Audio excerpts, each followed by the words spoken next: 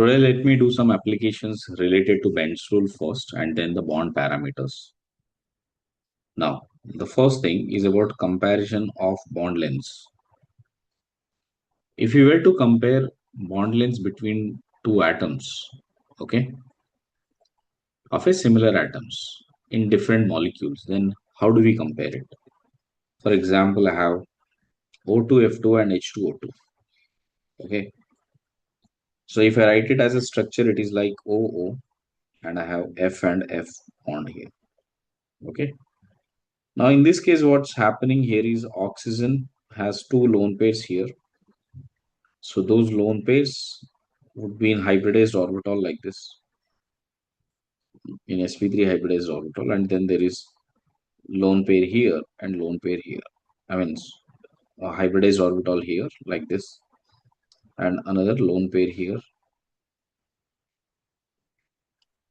lone pair here, lone pair here, and another hybridized orbital with fluorine. So this one is fluorine side. Here also this one is fluorine side. Okay. Now here is what interesting thing will happen. That is, if you notice this bond length here, correct? Uh, we expect that these orbitals are symmetrical in size. That means we expect them to be have a same size. But unfortunately, because fluorine is more electronegative, it will try to pull the bonded electrons more close to fluorine. As it start pulling the electrons, this orbital, to keep those electrons intact, the oxygen's orbital will start draining more into this direction, which means you'll see this will become shorter, shorter, and shorter, and this will become longer. And the same thing will happen on this side also. Hello, oxygen. I'll have this as oxygen, and this will become shorter. This will be shorter, shorter, and this will become longer. Now, only when the distribution of this orbital is longer, that's when it will help the fluorides orbitals to make a better overlapping. So it can make a better overlapping here as well as better overlapping here. Okay. So why would that happen? Because if at all fluorine comes and makes an overlap here, correct? Because it is more electronegative element, it will try to pull the electrons to keep the bond more stable and be more overlapped. So oxygen will always try to push this orbital size this way. So the tetrahedral structure, which is supposed to be uniform, now it has become non-uniform or unsymmetrical form, and you will see more elongation towards this side. So usually whenever you have elongation, correct, in fact whenever you see sp3 hybridization, in sp3 the percentage p character will be around 25, because sorry, 75.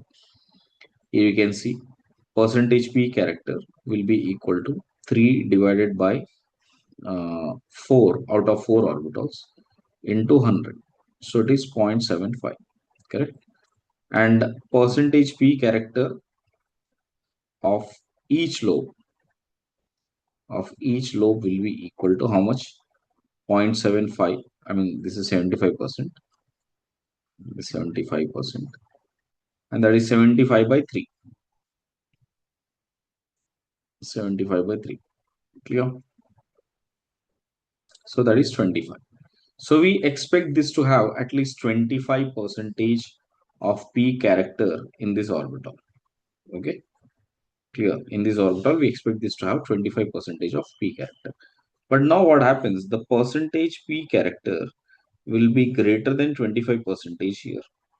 And in this orbital, percentage p character will be less than 25 percentage. Or we can also speak that in terms of percentages character. Percentage s character here will be less than 25%. We are expecting this to be at least 25%, correct? Isn't it? So, but 25% by 4, sorry, because you have 4 orbitals. So that will be less than this. But here in this orbital, it will be on this orbital, here it will be percentage S character will be 25 percentage by 4 greater than. Okay. So what's happening? The elongated orbitals will always have more P character. The smaller orbitals now will have more S character, and that's how it should be, right? Because S character is more implies that the closeness of orbital towards the nucleus is more. Okay, 1 second.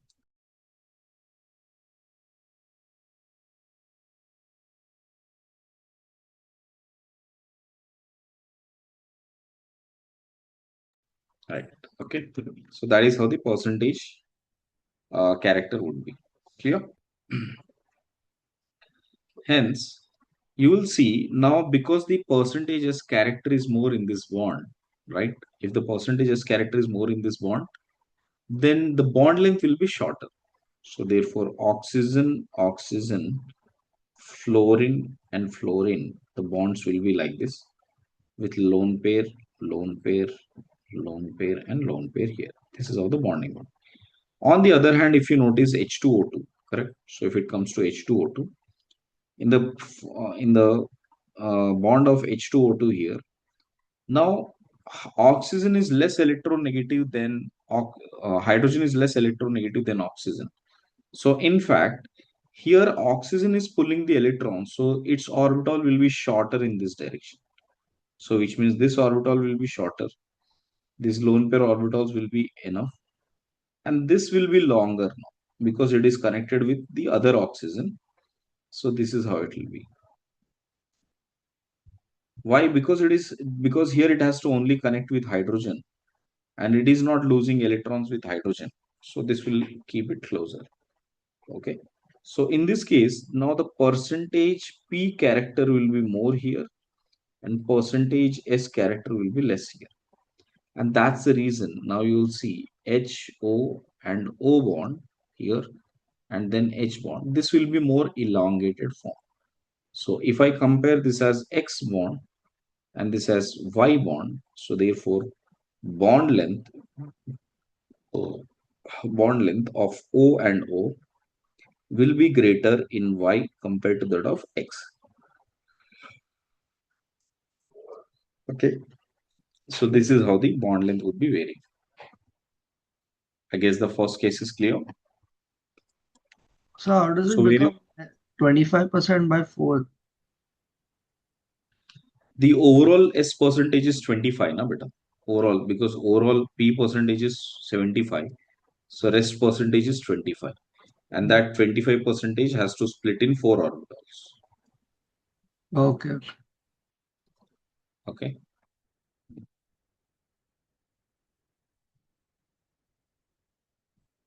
Clear? Yeah.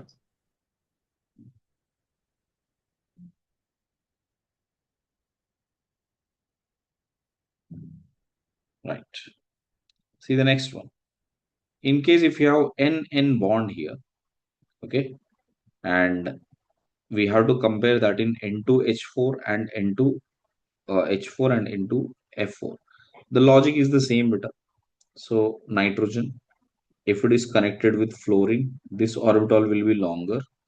Here it is connected with two hydrogens. I mean, we have N here, and then we have two bonds which are connected with hydrogen like this, correct? And this side also, this will be longer, and these are the two other orbitals like this. Okay, so here this is longer because it is connected with fluorine. Here it is connected with fluorine. So this is the situation. So N, fluorine and fluorine, correct? And sorry, two directions it is connected, right? Let me rewrite that.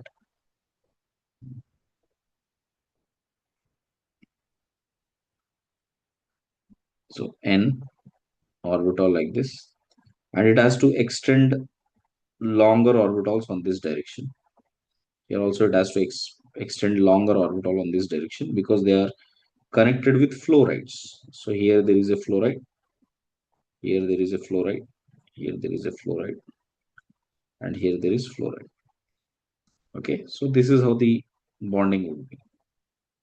While if it comes to N2H4, so it will be like N having an orbital here like this.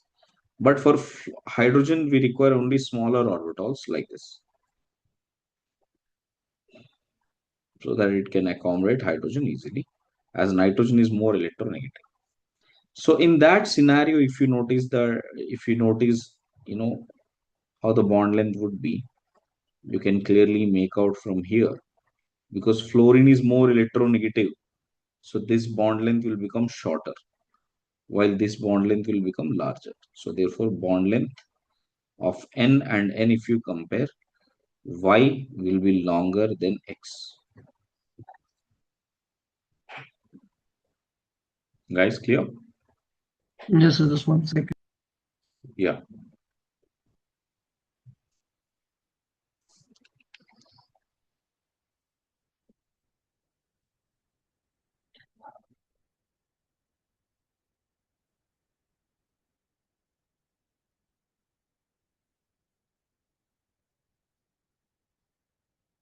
में ले जा रहे थे।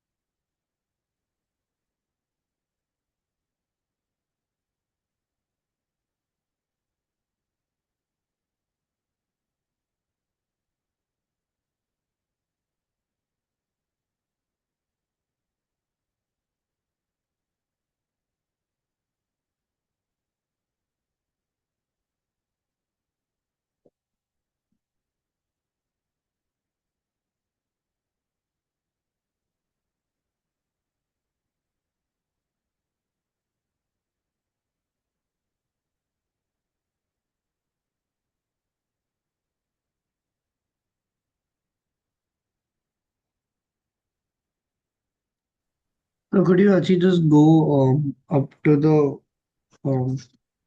O2 F2 actually missed one thing. Sure. Please check.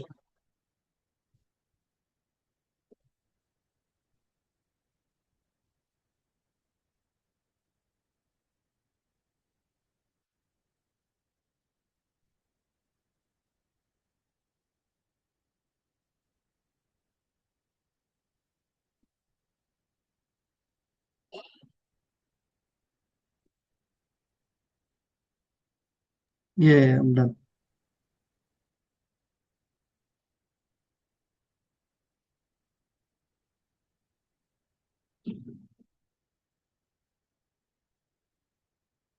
Right. Now let's see the next one.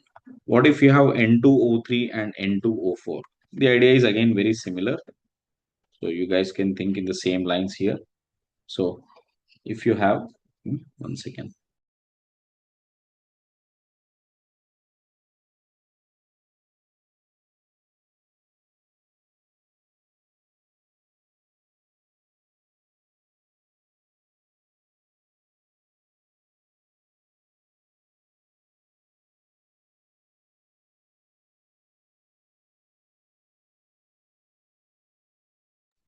Sorry, check out.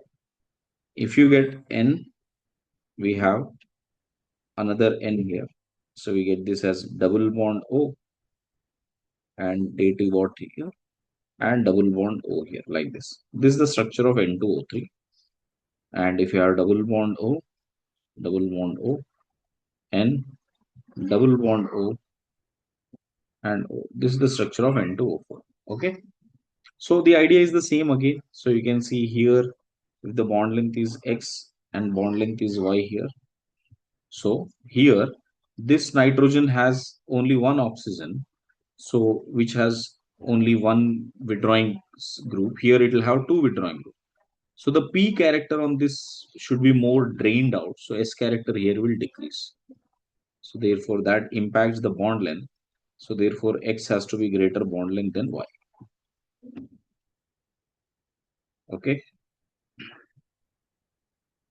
So as long as you have more number of electron withdrawing groups, the bond length between the other two atoms will always decrease. Got it? Let me show you with this another example. In methane, between carbon and hydrogen, the bond length will be, equivalent, because all of the other bonds are also with hydrogen.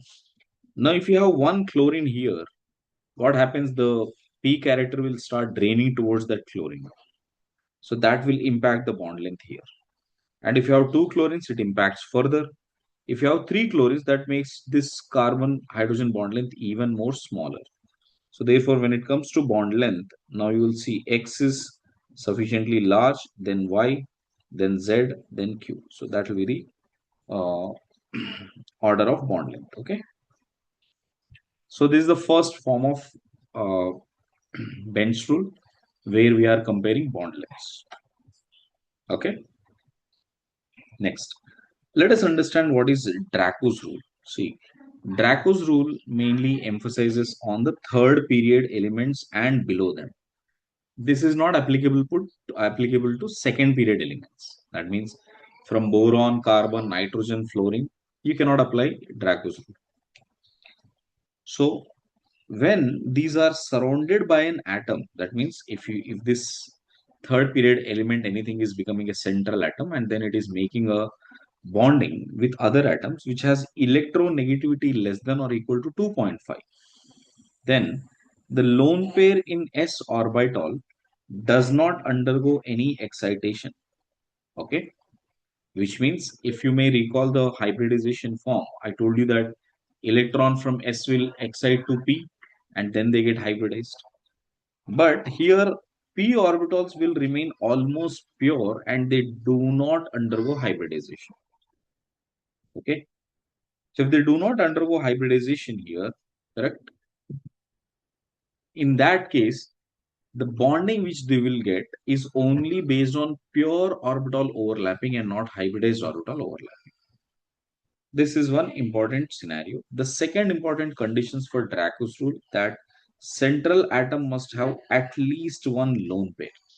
So this rule is only applicable when central atom has at least one lone pair. Okay, and notice if you check out the fraction of s character and p character is to be calculated, then you can see it this way. Cos theta will be equal to s by s minus 1 and p minus 1 by p. Either you can use it, this formula or this formula. Okay, considering that s and p together is equal to 1. So basically s and p is like a probability, correct?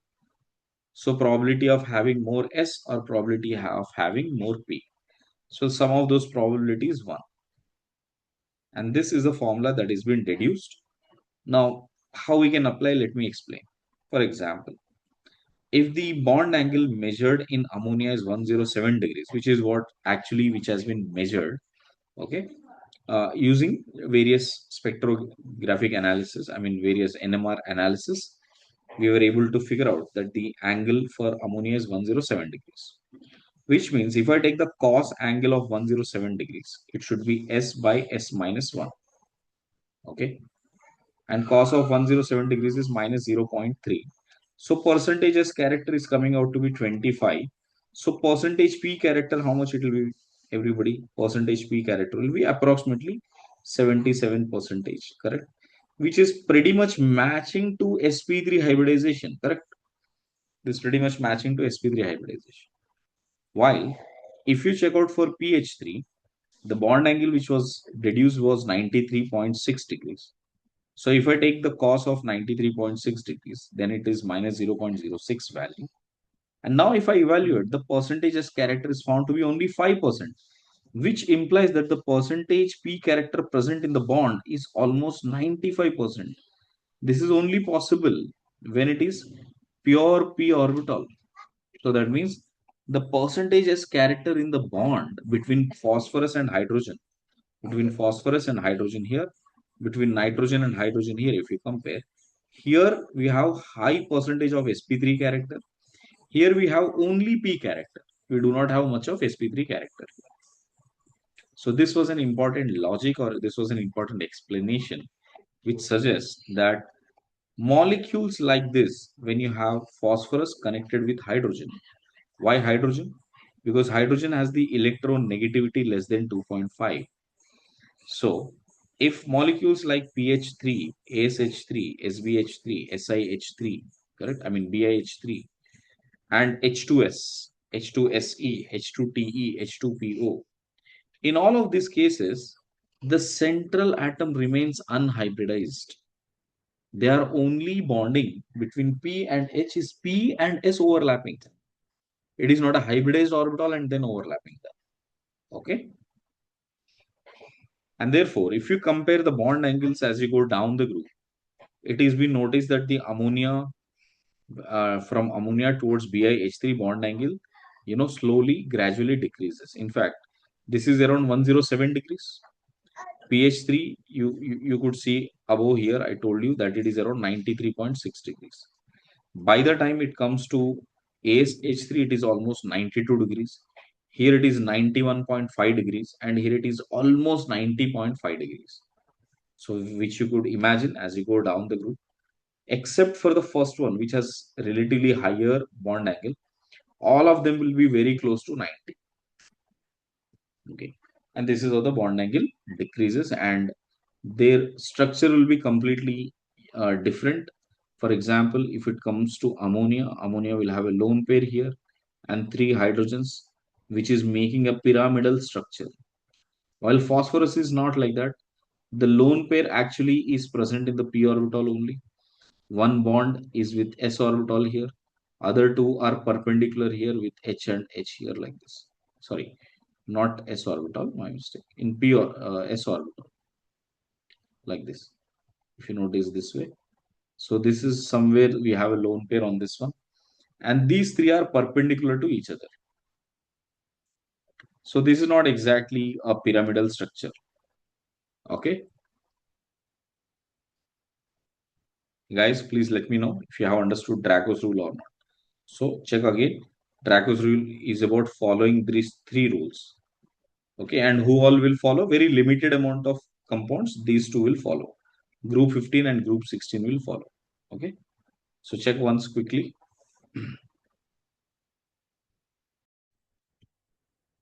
How this impacts the basic character. It's very simple. When it comes to the lone pair is present in hybridized orbital, which is sp3 for ammonia. In the case of pH3, it is present in s orbital. Okay, lone pair in s orbital. Lone pair in s orbital. Okay, so if it is present in s orbital, then it becomes very difficult to remove out. Correct. So that means donating this pair of electrons is extremely difficult as compared to donating this pair of electrons. So therefore, okay, lone ammonia is definitely a stronger base than that of this one, basic character. Now the same logic will apply even when it comes to group 16 also, which means if it comes to water, water will be more basic than H2S if it comes to basic character. Correct. This is how it would be. Done. And that basic character keeps decreasing as you go down the group. Next. So 1 second. Yes.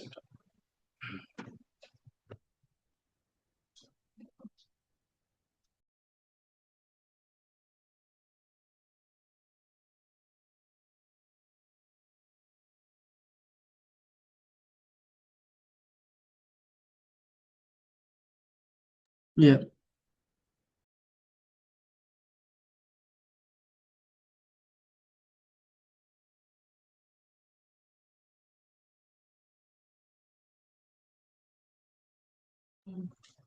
Beta, what you saying? Yeah, I'm done. Okay. See the next one.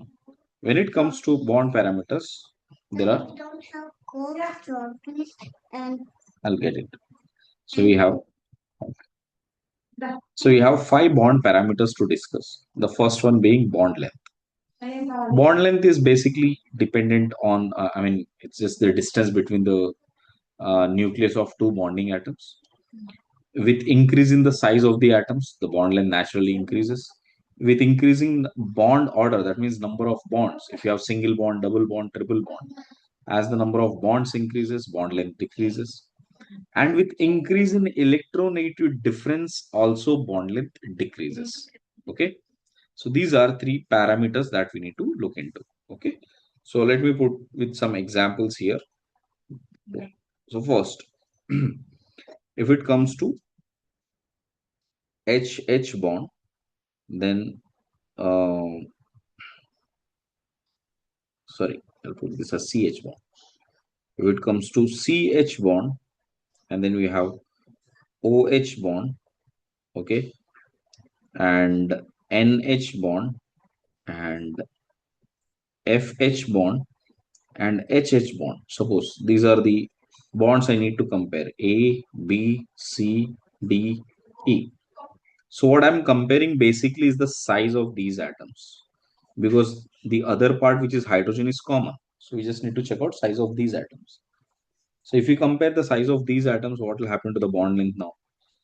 So if you compare the bond length, we can say the size of the carbon hydrogen is largest, and then comes nitrogen, then comes oxygen, then comes fluorine, and the least size is of hydrogen, which is E. So this should be the bond length, everybody. So this is based on based on size. Okay. Second one also based on size, which is fluorine bond length, and then you go down the group, which makes it chlorine, then bromine, then bromine and bromine, then iodine and iodine. So here also, if you compare the bond length, then iodine naturally will have larger bond length than this. Okay. Similarly, if I compare H and F, H and Cl going down the group, H and Br, and H and I. So again, if I compare the bond length here, so you notice that HI is the longest bond here in this case.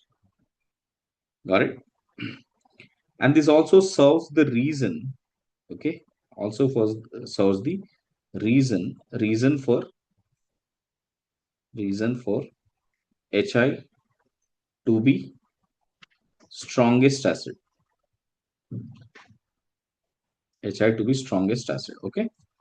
Because going down the group, the acidity mainly we have to evaluate on the basis of their bond energy. Bond dissociation energy. If longer the bond length, easier to break. So this bond length is easier to break. That's why it becomes a stronger acid. Okay. Next. Fourth case, you will see. What if you have a carbon-carbon single bond, carbon-carbon double bond, carbon-carbon triple bond? So in that case, if you are comparing bond length, definitely the single bond will have more than double and triple. And similarly, if you have carbon, triple bond carbon, and this is the hydrogen which I'm comparing, and double bonded carbon, and then this is the hydrogen which I'm comparing, then a single bonded carbon, and this is the hydrogen which I'm comparing. Okay, like this. So basically, my comparison is between this CH bond, this CH bond, and this CH bond. So all you need to judge is the hybridization. So here hybridization is sp, here it is sp2, and here it is sp3. And you know that sp3 is very elongated bond, so that will always make the bond length longer. So therefore, if you compare the bond length, this is how the bond length varies. Okay.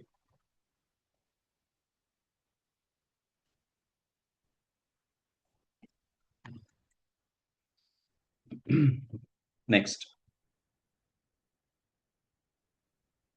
Next, if you have C double bond C, C double bond N, and C double bond O. So here all of them have same bond order, but if it comes to delta, there is no delta positive here. There is no charges. Here we have slightly delta positive, delta negative. Here the delta positive and delta negative is very high. So polarity is high between carbon and oxygen because more electronegative difference we have. So that makes the bond length, if you compare, this will be shorter and CC will be longer bond. Okay. And this logic works even on a triple bond form also. That means if you have C triple bond, compare with C triple bond N and compare with C triple bond O here. So if you are comparing bond length in that case, so you will notice that CC triple bond will be larger than CN than CO. So these are few important examples of bond length comparisons, everybody. Okay. So So please the check it out, make a note. Yes, Kapil. just repeat the sixth one. Sixth one. Sixth one is based on electronegative difference. Between these two carbons, there is no electronegative difference.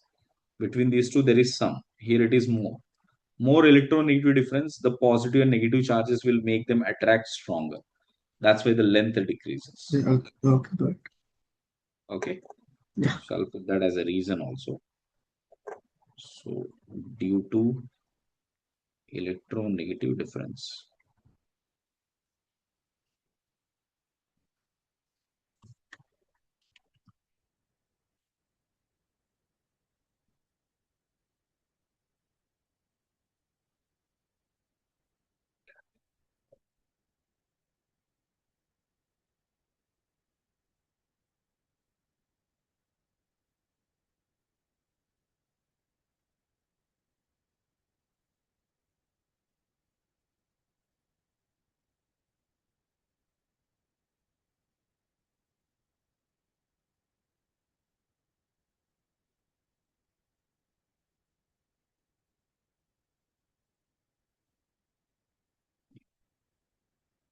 Finished? See, the next thing is about bond energy. Okay. Bond energy by definition is the energy required to break 1 mole of a bond.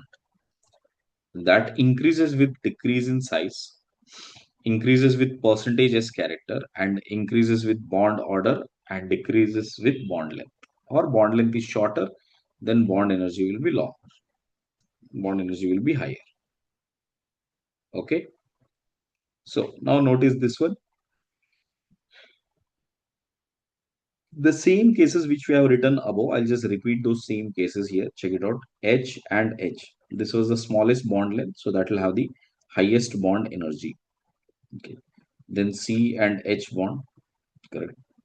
Sorry. Then H and F bond. Then H and O bond.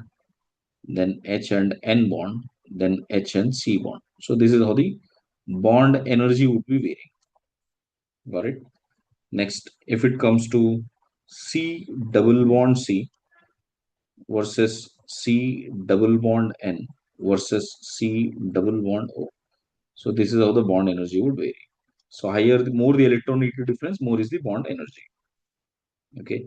Similarly, C triple bond CH bond will require more energy than double bond C and H, then single bond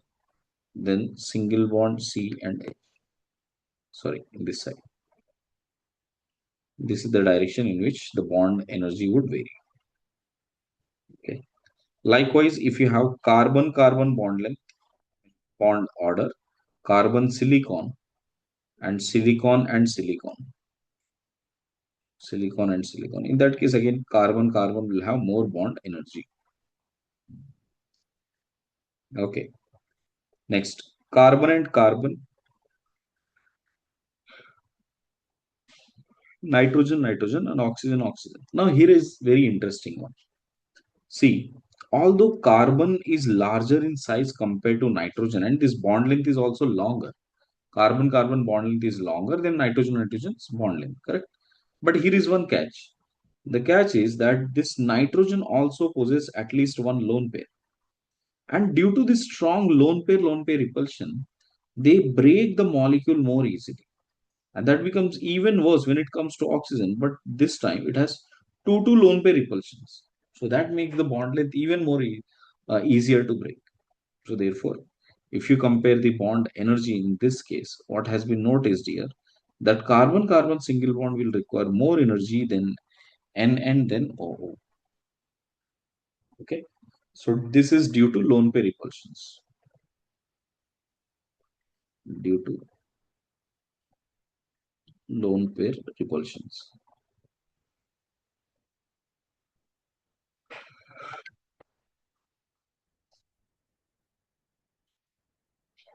Next,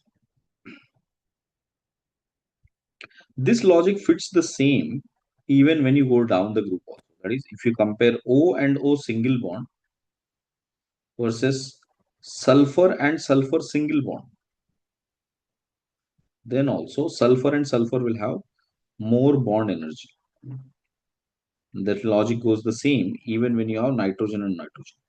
Nitrogen and nitrogen single bond would be lesser bond energy required compared to that of P and P bond energy. So this is how the bond energy varies. Okay. Next, if it comes to going down the group, that is fluorine, chlorine, bromine, iodine, this is an exception. It has been found that chlorine and chlorine would have more amount of bond energy than bromine and bromine, because here repulsions, are not that effective. Although there are three of them, all of them have 3 3. So in that case, chlorine is less effective to get repulsion than bromine. And now fluorine and fluorine, even though very small in size, the bond length is less, but due to strong repulsions between the lone pairs, this would be very less amount of energy required to break. So, and then iodine and iodine will be much bigger in size. So that's why the bond length is longer, easier to break. Okay. So this will be the order of bond energy. So this is a very, very important order. Okay, because it goes little exception. So fluorine was supposed to be highest. Okay, but fluorine is like third highest. Please check. Can you just show the first here? Yeah. Thank you.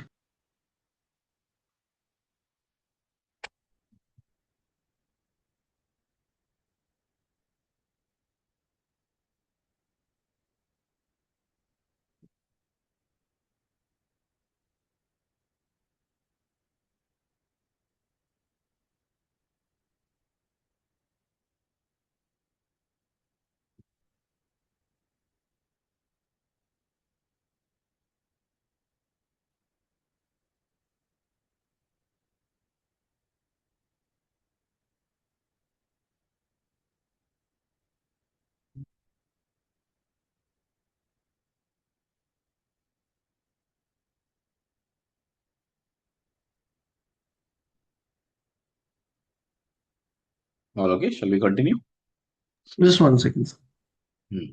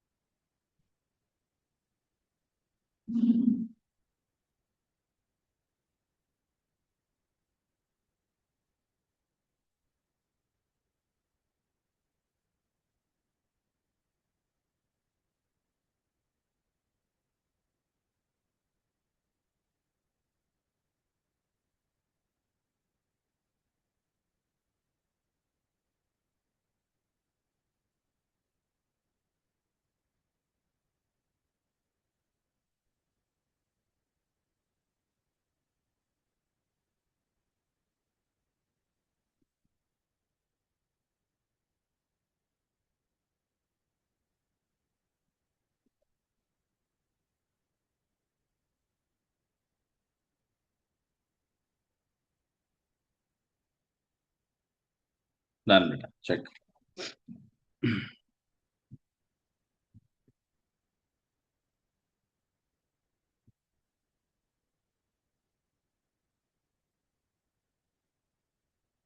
Right.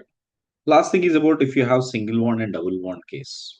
I think that you can easily figure out that carbon carbon single bond, carbon carbon double bond, carbon carbon triple bond. So what about the bond energy?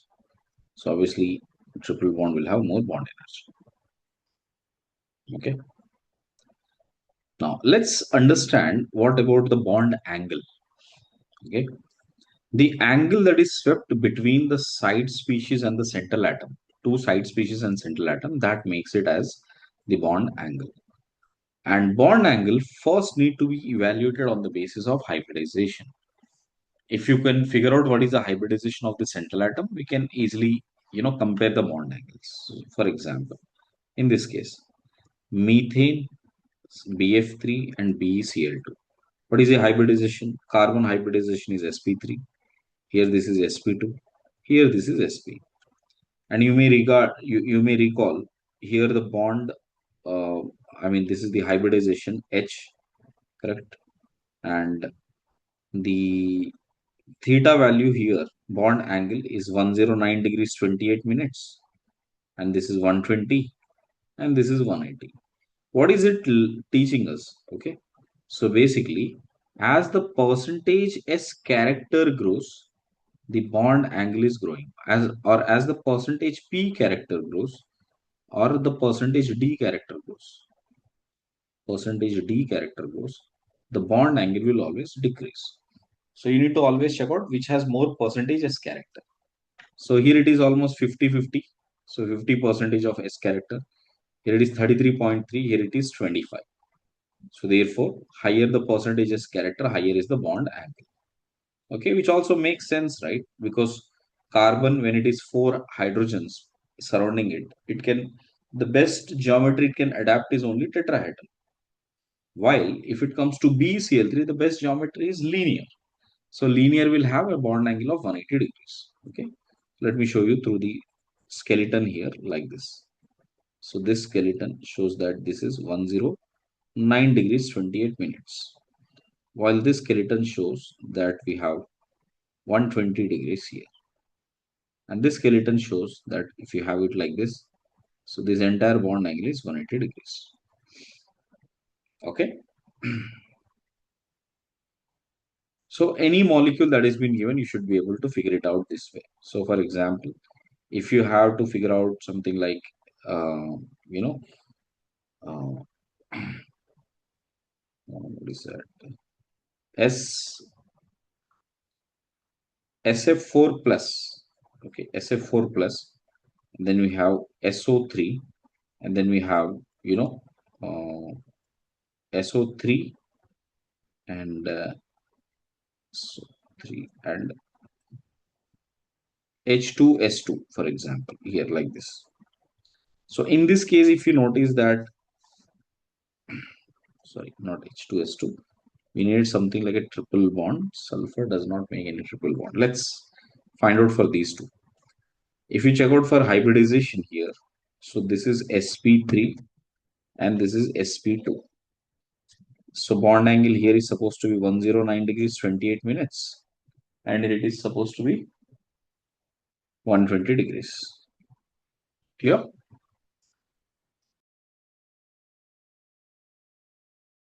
Yes, sir, just 1 second.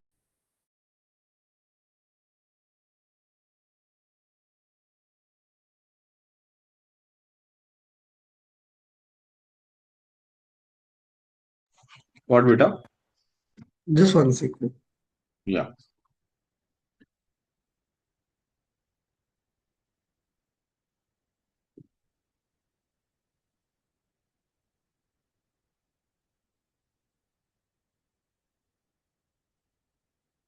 Yeah.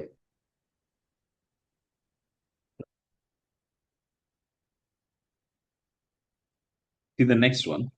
Based on number of lone pairs present, then how do we figure out? So you can say CH4, NH3, and H2O.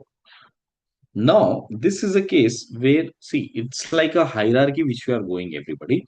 The when you have to compare the bond angles, the first thing you will compare is hybridization. If in case the hybridization is same, then the next thing what you'll check in that hierarchy is the number of lone pairs. And that's what I'm trying to show you here. For this steric number is 4 for all of them. Steric number of 4 implies that it is sp3 hybridized. Okay. With steric number 4, 4, and 4. So which means the number of lone pairs in this case are 0, 1, and 2. Okay. So if the lone pairs are more, definitely the bond angle will decrease. So that's why if you notice the bond angle, this is 109 degrees 28 minutes. while ammonia is 107 degrees, while water is 104 degrees and 5 minutes. So from here I can conclude that as number of lone pairs increases, number of lone pair increases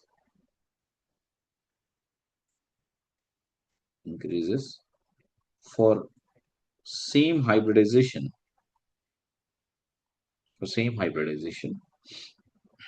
then bond angle decreases. All right, this is the second case. Check out the third case now. Third case is when you have same hybridization, same number of lone pairs, but different central atoms. Now the central atom itself is changed. Check out, for example, CH4, SiH4, GeH4, SbH4, and PbH4.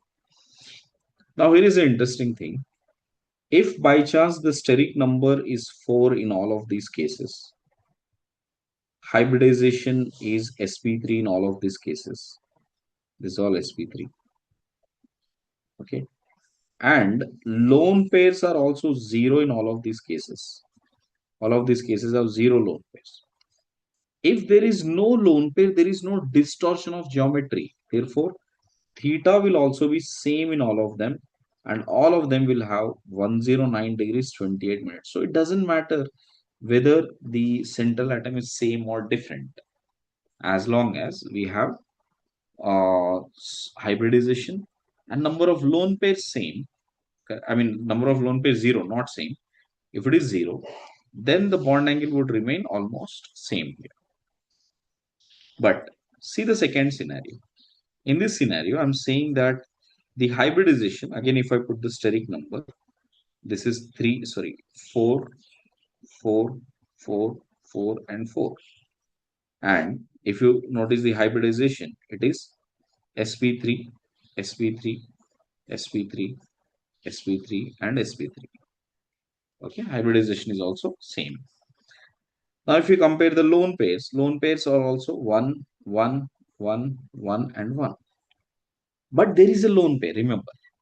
Earlier, there was no lone pair, but here there is a lone pair. So, therefore, it will impact the bond angle. How does it impact? See, nitrogen is more electronegative in general compared to phosphorus. So, the electrons would be more close to nitrogen. So, let me show you more pictorially here. For example, like this. We have Cl, Cl, and Cl, and a lone pair here. So, this bonded electrons will be more close to nitrogen. But as it comes to phosphorus, now these bonded electrons will be slightly away from phosphorus. That causes lesser repulsions. Now, as it comes to arsenic, for arsenic, by the time it reaches, the bond length is also longer, and the electrons will be even more closer to chlorine. So, what's happening? The distance between the bonded electrons is increasing. Now, if the distance increases, what happens to the bond angle? Decreases. So, remember this note. That is, as the distance, note is, as distance between bonded electrons increases,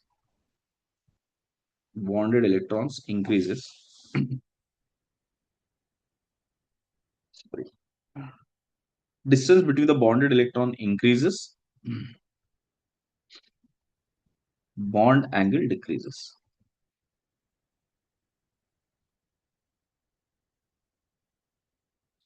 And that's what you will notice now when you come to theta comparison here, correct? In the first case, NCl3 will have longer bond angle, then PCl3, then ACl3, then SbCl3, and then BiCl3. This is how the bond angle decreases. Please check these two scenarios quickly.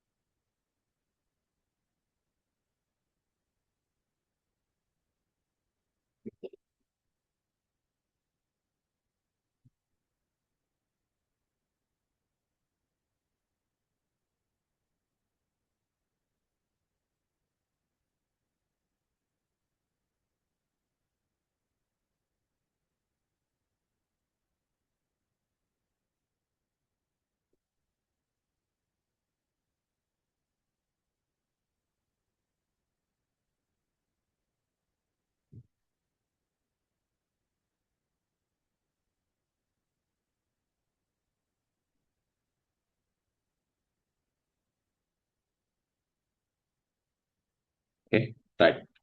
Check out the next one. So in fact, I'll take one more example. This kind of thing is valid even with other groups also. For example, H2O. Okay, not H2O precisely, OCl2. Okay, OCl2, SCl2, SCl2, SeCl2, TeCl2. Here also you can see hybridization is sp3 in all of them. Same hybridization, I'll just write down like this. Okay, same hybridization, same lone pairs, same lone pairs. In that case, how does the theta vary? So OCl2 will be longer this way. Okay, this is how it varies. So now notice next. What if we have same hybridization, same lone pairs, same central atom also, but only the side atoms are different? Okay, what if the side atoms are different? So you can see the central atom is also same, hybridization is also same. So in this case, you check out the hybridization, all of them are sp3 hybridized. sp3, all of these are sp3 hybridized. And number of lone pairs in all of them is only one. So one lone pair here, correct? Central atom is also same. In that case, how do we notice that? Check it out. Nitrogen, if you have three fluorines here, correct? Fluorine is smaller in size. Agreed? Since it is smaller in size, this is how it appears. Okay. But as you go towards the NCl3 here, correct? The size will start increasing. So which means this will start becoming bigger. Now by the time it comes to NBr3 here, like this, Br, Br and Br, in that case, the size would be even bigger. So they'll cover more space across like this. And by the time it comes to Ni3 here, right, I and I here, you would see a much bigger area is covered by iodine. So what does that make it? This causes more repulsions. So here you will have more van der Waals repulsions.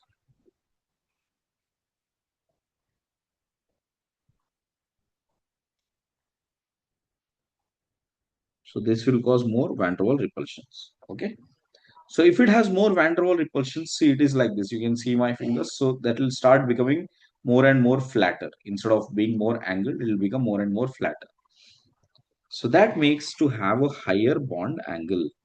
Therefore, you can see the bond angle in this case is increasing towards iodine. Okay. So the side atom size is also increasing. The bond angle will also increase. Guess the fourth scenario is clear. Now this can be used as example in many cases. For example, if you have PCl5, a PCl3, PBr3, and PI3. Here also I can say this is how the bond angle varies. Got it? Likewise, if you have CCl3 minus, CF3 minus, and CCl3 minus, CBr3 minus, and CI3 minus. So again, the bond length, bond angle would be varying in this order. Okay? Clear? Same way, SF2, SCl2, SBr2, and Si2. If I compare this, bond angle will be Si2 will be longer than this. Clear? So this is about the fourth scenario.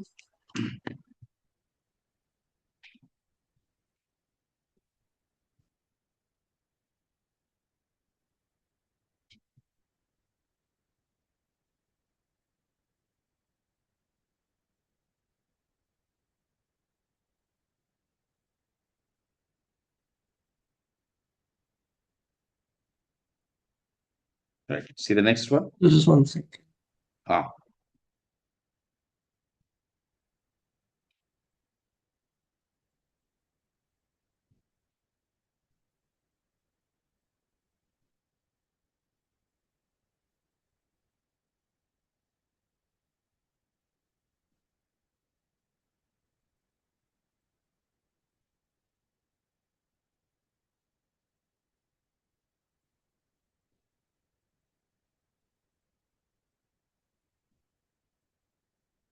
Yeah.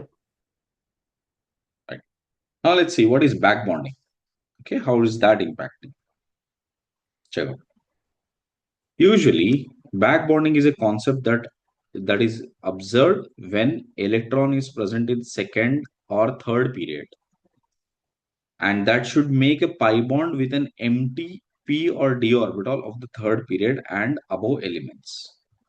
Okay, so what is one important point that we need to notice about back bonding is that one of them should be 2p. Either it 2p orbital should be donating side or accepting side, but one of them has to be 2p. Okay, so that is another important point I'll note down here. So one of the back bonding orbitals has to be 2p. Let me show you with example. Suppose if you have bf3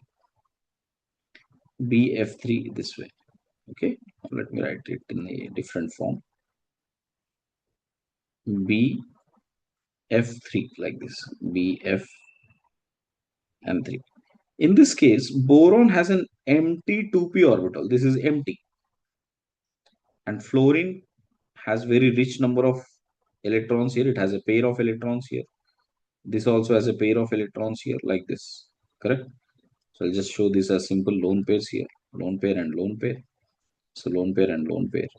Here also fluorine has lone pair like this. Now what would happen here is the 2p empty orbital is supported by the 2p filled orbital from fluorine temporarily here, here as well as here. So all of them will try to support it here like this. So you will see a support of bonding lone pair electrons from fluorine towards boron is observed. And how do I represent that here? This way. So fluorine, then fluorine and fluorine. Here I can show it is like a double bond character like this. While one structure will be this way.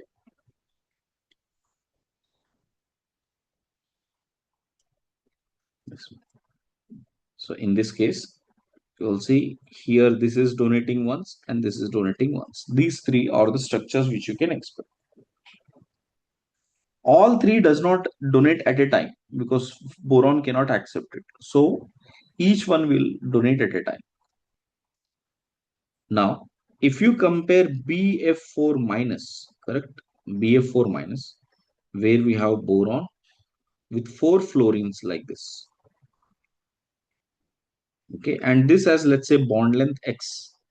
And if I compare BF3, which I wrote earlier, which is F, F, and F, and this has bond length Y, then you will definitely notice that the bond length X is greater than that of Y. Overall, this has minus charge. Why is that bond length X greater? Because here there is no empty orbital on boron to support any lone pair from other fluorides. But here there is an empty orbital. Hence, due to support of a double bond, the bond length will decrease. Okay, so please check it out.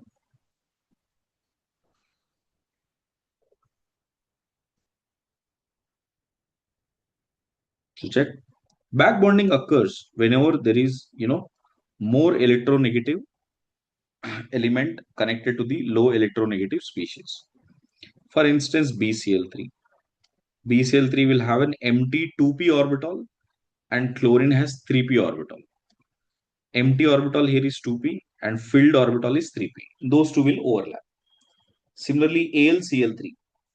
Okay, in the case of AlCl3, aluminum has empty 3p orbital and chlorine also has 3p orbital. I told you that 3p 3p overlapping is very very weak and do not consider that as back bonding.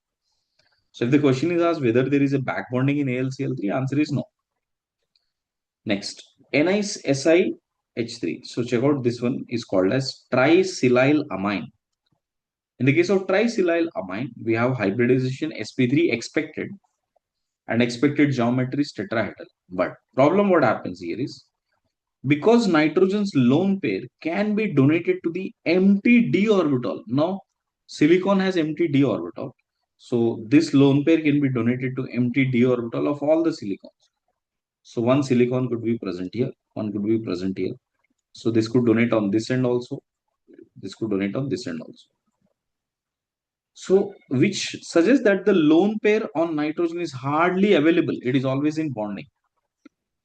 And due to back bonding, nitrogen to silicon lone pair is unavailable. And hybridization changes from being sp3 because now this orbital is not hybridized. It will become sp2 and the bond angle will be 120 degrees. That's why you can see the bond angle in nitrogen trisilyl group here would have lesser basic strength as well as bond hybridization being sp2. But whereas if you take trimethylamine, in this case it is going to be expected tetrahedral and also geometry will be tetrahedral. It is like this: nitrogen with 3-methyl and a lone pair on it. Got it? Second.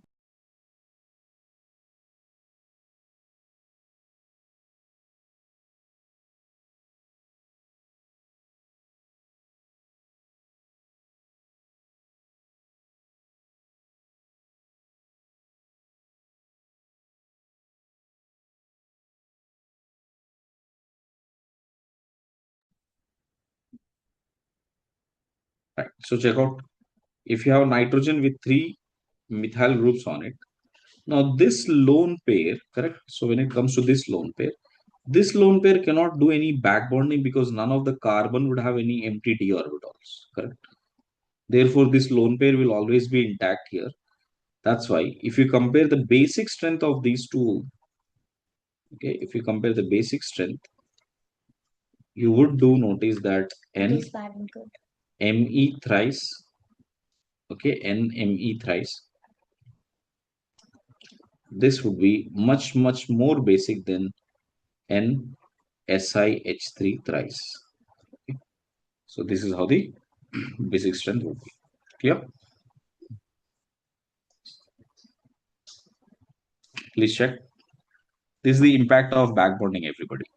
So bond angle is expected to be around 107 degrees. Here you can see the bond angle almost touches 120 degrees due to back bonding. Okay. And next, notice this one. So here I can say there is a back bonding. So I'll just take it out. So this has back bonding, no back bonding. This has back bonding. OCl2. Again, chlorine has an empty orbital. Oxygen has a lone pair. Oxygen's lone pair is in 2p orbital. So yes, there is a back bonding. Here also back bonding is there. ClO3 minus. Again, chlorine has an empty orbital, empty d orbital. Oxygen has lone pair. So this can also show back bonding. ClO4 minus can show back bonding. SO2Cl2 can show back bonding. SOF2 can also show back bonding towards sulfur. SOF4 can show. PF3 can also show because fluorine has 2p and phosphorus has empty d orbitals. All of these will show back bonding. This is a very, very standard JEE question, everybody. Given the compounds, you should be able to figure out whether there is a back bonding happening or not. Okay. So please look into it quickly. If you have a doubt, you can ask me.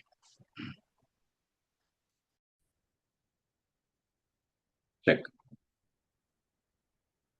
Molecular orbital theory is more like an upgrade for VBT.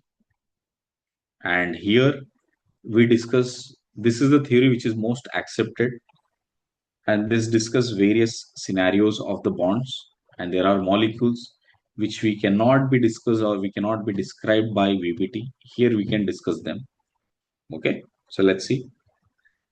The theory suggests that whenever we talk about electrons present in a molecular orbital, that means we are talking about the entire molecule. Got it? And we discuss as if they are present, electrons are present in atomic orbitals of an atom.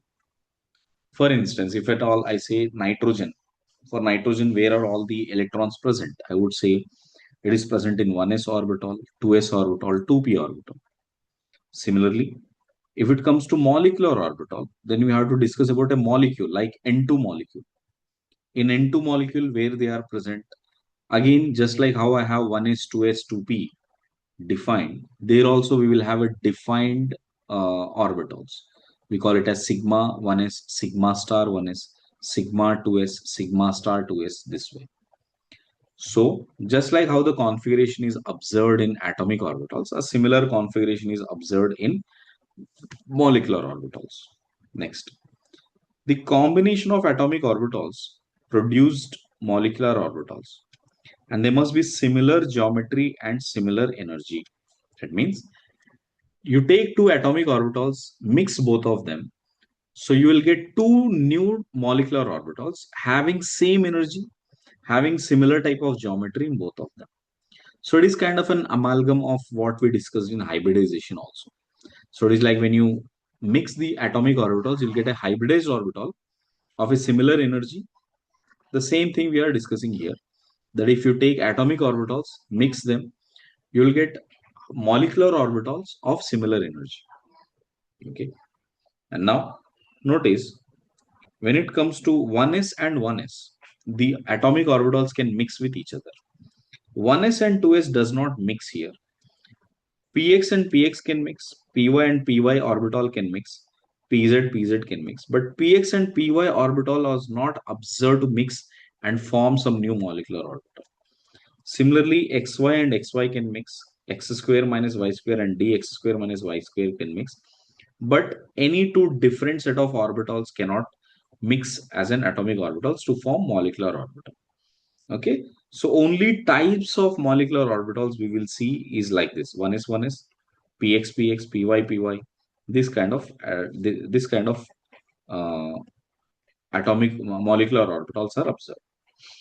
And see, when two atomic orbitals come together and convert them into molecular orbitals, we again get two molecular orbitals. We get two molecular orbitals in which one molecular orbital is responsible for bonding of the atom. So that is called bonding molecular orbital.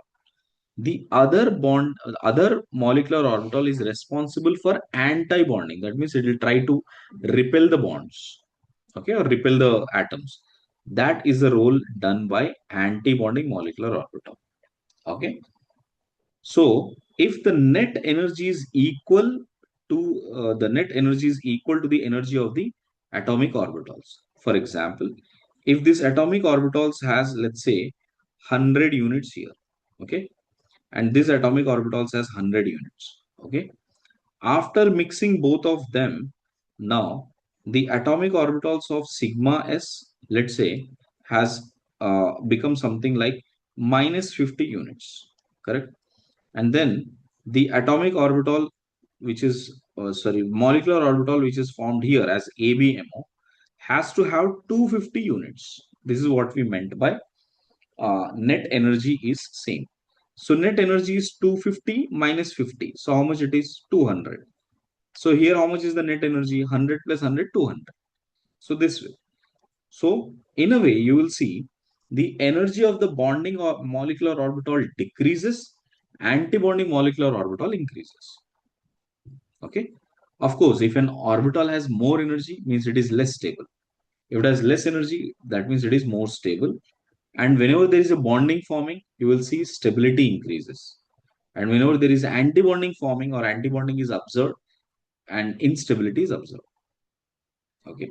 So you see, the filling of electrons in molecular orbital will follow a similar rule as if it is following Aufbau's, Hund's, and Pauli's in atomic orbitals. And formation of molecular orbital can be understood by considering electrons' behavior like a wave. Okay, a 3D wave, like we derived from Schrodinger's equation, that electron can be perceived like a wave across the nucleus. So if it is showing a waving behavior, we can say when two atomic orbitals approach, it is like two waves are approaching each other. So then when the waves come and combine with each other, there are two ways they can combine, right? This combination is called as linear combination of atomic orbitals, LCAO. And Atomic orbitals in a wave form can be represented as psi of A and psi of B. And if psi of A and B converts into psi AB, then we say it is a bonding molecular orbital. Or psi of A and B addition is leading to a psi star AB, then we call it as ABMO, antibonding molecular orbital. To explain that in a more wave nature, think like this. If one atomic orbital is represented in the form of a wave like this, if the second atomic orbital which is combining with it also goes in a similar phase means, there might be a small difference in the energy, but they should be going in a similar amplitude manner. That is, crest will meet crest, trough will meet trough. If this kind of an overlap is happening, we call it as a constructive interference. So this is a constructive interference.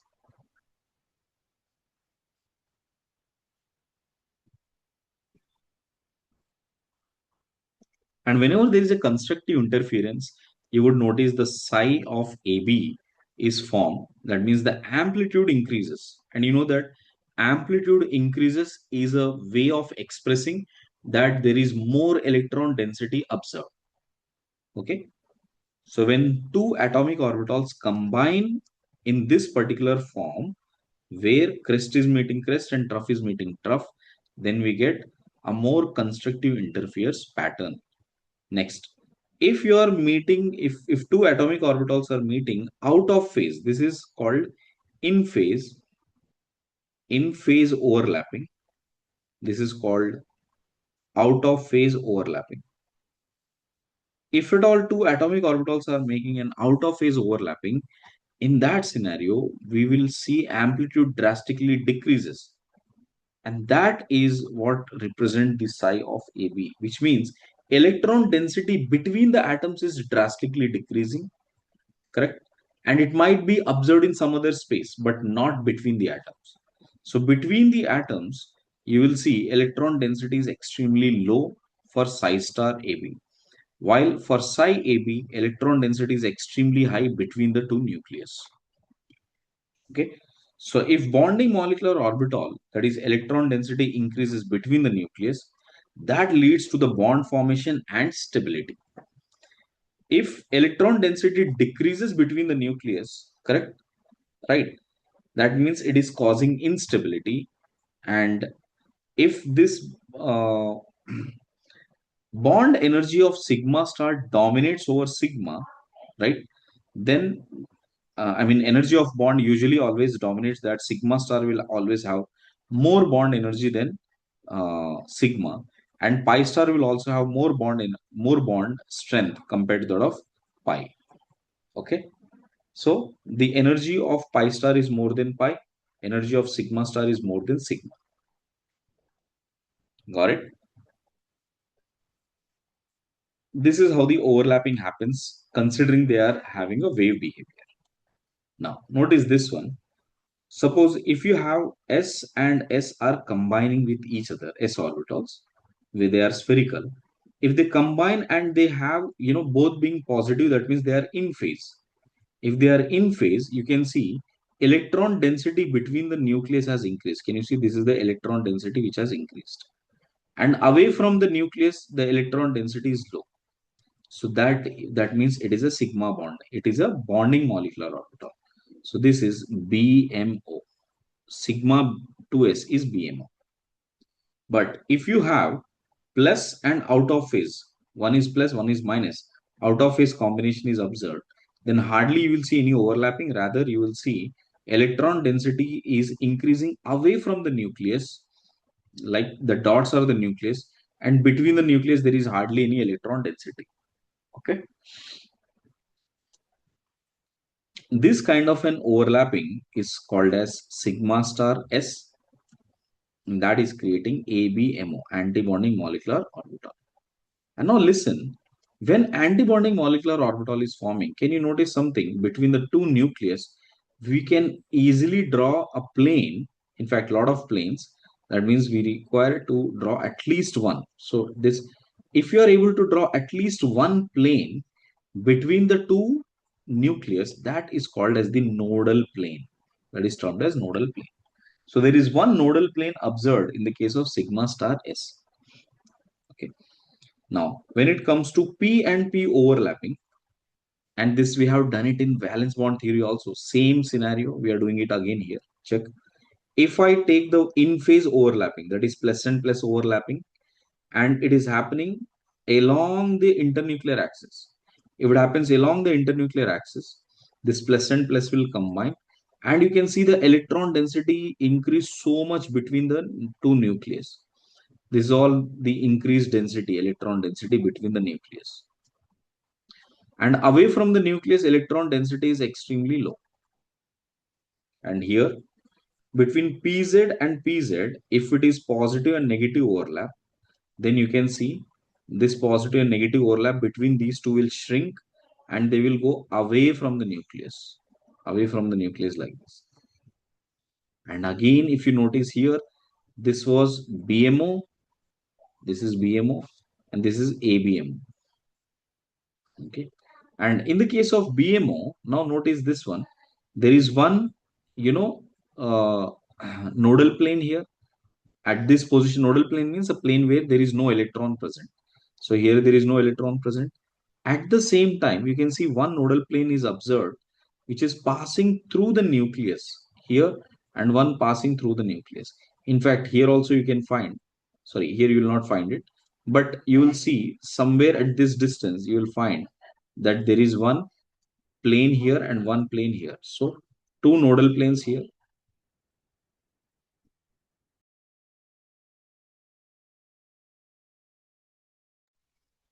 See, number of nodal planes which you'll find is only 2. Okay. But here you will find number of nodal planes as 3. NA means nodal axis. That means a nodal plane which is passing through the axis. That is called as nodal axis. Okay, just a minute.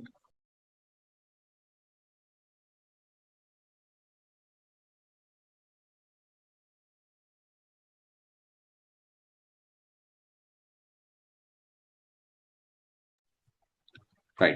So check out. Nodal plane, you'll find out is 3 here. NA means nodal axis. That is nodal planes which are passing through the axis. So you will count them as 3 nodal planes only, including these two. Okay.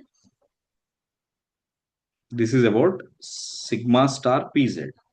Now, if this is the internuclear axis, and if the orbitals are perpendicular to it and then overlapping, that is called pi bonds. We have seen that in VBT also. If the in-phase overlapping is happening, positive and positive are overlapping, you will see the electron density will be more above and below the plane. Okay. So this type of a bond formation is called as a pi bond, and this is a BMO. Okay, bonding molecular orbital. And you can see there is one plane passing through the nucleus here. That is a nodal plane as well as nodal axis. Okay. And if Px and Px are trying to be overlapped, where out of phase overlapping is happening, plus and minus is happening, then you can see they will try to go away from each other like this. And you will see one plane, one nodal plane passing through them, and one nodal plane passing through the nucleus is observed. So two nodal planes, out of which one is nodal axis. Okay. So this is pi star Bx, which is ABMO. ABMO. Okay. Next one is PD combination. That is, if you take Px here and bonding that with DXY here, Px and DXY here. So you can see if you have a positive and positive overlapping, this will make a pi bond here like this. And these orbitals will remain the same, just they'll be away from it like this. So this is pi of PD overlapping, which is also BMO. And you can see one nodal plane here and one nodal plane here. This is the way the nodal planes are observed. While if you have Px and DXY here, they'll try to repel with each other. So they'll go away from each other. So one nodal plane here, one nodal plane here, and one nodal plane here. So this will be the now 3 number of nodal planes which is observed, which is Px and DXY overlapping. Okay. So, and this is ABMO is formed. Okay. Next one is DD combination. So if you have D and D overlapping happening, now the same thing we have discussed in VBT also. That's the same thing I'm reflecting here also. If you have, right, negative, negative, positive. Okay, okay, okay. So if you have negative and positive overlapping here, sorry, I made one mistake here. It should be negative, positive, positive, negative. Okay, like this.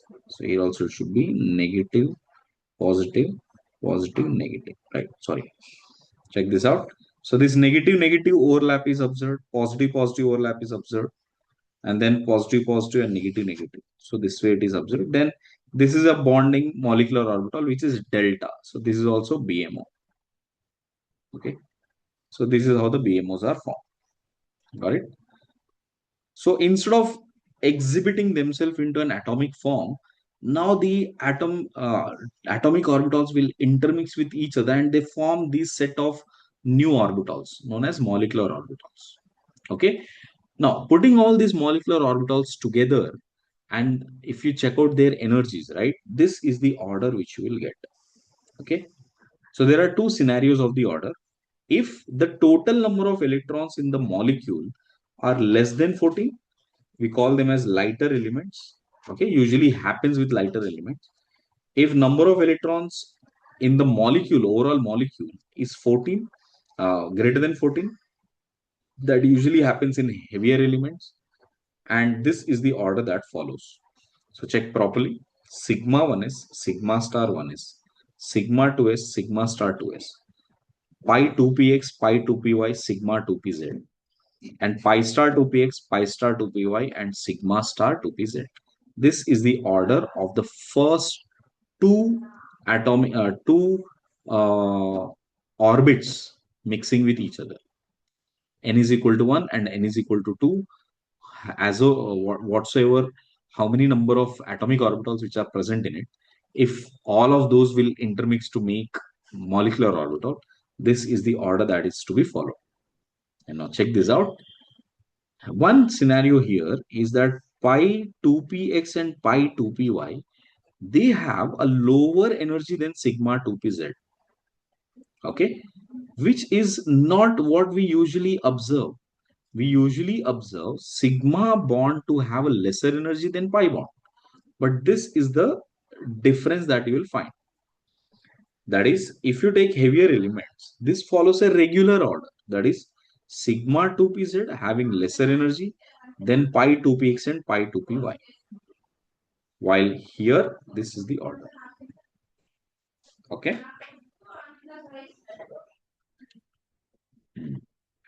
Done. So this is the order that you will get. Check. Now check number of bonding. What is bond order between the two atoms? Like if we combine two atoms, what type of bond order they'll get? Are they going to get single bond, double bond, half bond, 2.5 bond? Here all these are to be counted. So then number of bonded electrons minus number of anti-bonded electrons, that divided by 2 decides what is a bond order. And if the bond order is greater than 0, then we say the bond exists, the molecule exists. If the bond order is 0, then we say the bond does not exist and the molecule is hypothetical, it does not exist. Okay. Let me show you with that scenario. If the bond length, you know that bond length is always related to bond order inversely. So if the bond order is more, bond length will be shorter. And similarly, if the bond length is shorter, bond energy will be more. Now notice number of unpaired electrons. If it is n, and if n is greater than or equal to 1, then the molecule is called paramagnetic. If the number of electrons are 0, unpaired electrons are 0, we call it as diamagnetic. Okay. And if the bond order is same, bond length of the molecule with more anti-bonding electrons will be larger. And then bond energy required will be smaller. Okay, that I'll explain you through an example. Okay. First, let me start one example, then you can do the rest of them. Okay, check. Suppose if I have to write the electronic configuration of a molecule for H2, H2 plus and H2 minus. So how do we write the molecular orbitals here? Let's see. For H2, sigma 1 is sigma star 1 is. But here, hydrogen has one electron. I mean, two hydrogens have two electrons. So where do we put 2 here, 0 here? Only this will exist here. Sigma 1 is 1 electron. Sigma star 1 is 0 electrons. Sigma 1 is 2 electrons. Sigma star 1 is 1 electron. Correct? This is the configuration which you will get. Now notice what about the bond order here? So there are two bonding electrons, no anti-bonding electrons by 2, which is 1. Here, one bonding minus 0 by 2, which is half, 0.5. Here we have 2 minus 1 by 2, which is 0.5. So have you noticed the bond order of H2 plus and bond order of H2 minus is same? Okay. And that's what I told you earlier. If the bond order is same, first let me write down the bond orders, trend. H2 is greater than H2 plus is same as that of H2 minus. Okay. While when it comes to bond length, everybody, because it is a complete single bond, H2 would be smaller bond length, while compared to that of H2 plus and H2 minus. But H2 minus has more number of uh, non-bonding, anti-bonding electrons. So therefore, H2 plus would still be smaller than H2 minus. And if this is the bond length, what about the bond energy? It should be exactly opposite. So H2 will be greater than H2 plus will be greater than H2 minus. This is how the bond order, bond length and bond energy varies. Got it? And secondly, if you notice their magnetic properties, here H2 has no unpaired electron. So this is diamagnetic. This is paramagnetic. And this is paramagnetic. Okay. Correct. So because the bond order is greater than 0, this exists. This form will also exist. And this form of a molecule will also exist. Done? Everybody clear? Please make a note and then you can try the second one. Okay. Please check it out quickly. So if I write the molecular orbital, total number of electrons are 6 here, 5 here, and 7 here. So check what are all the orbitals we require. Sigma 1s2, sigma star 1s2, sigma 2s2, sigma star 2s0. These are the orbitals that are required. Okay. Correct.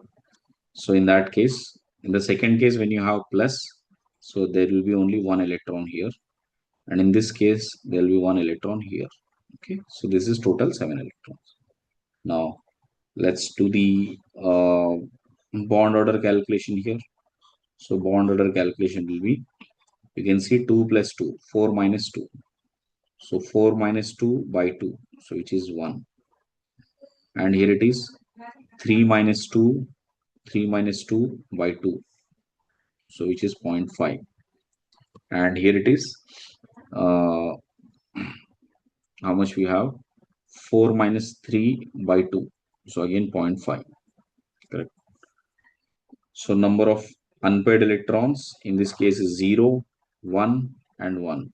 So this is dia, para, and para.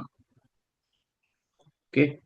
Bond order wise, if you compare, Li2 will be greater than Li2 plus and same as that of Li2 minus. While bond length, if you compare, Li2 will be shorter than Li2 plus, then Li2 minus. And bond energy, if you compare, then it will be Li2 greater than Li2 plus greater than Li2 minus. Okay. So this is the order that you need to know. Please check.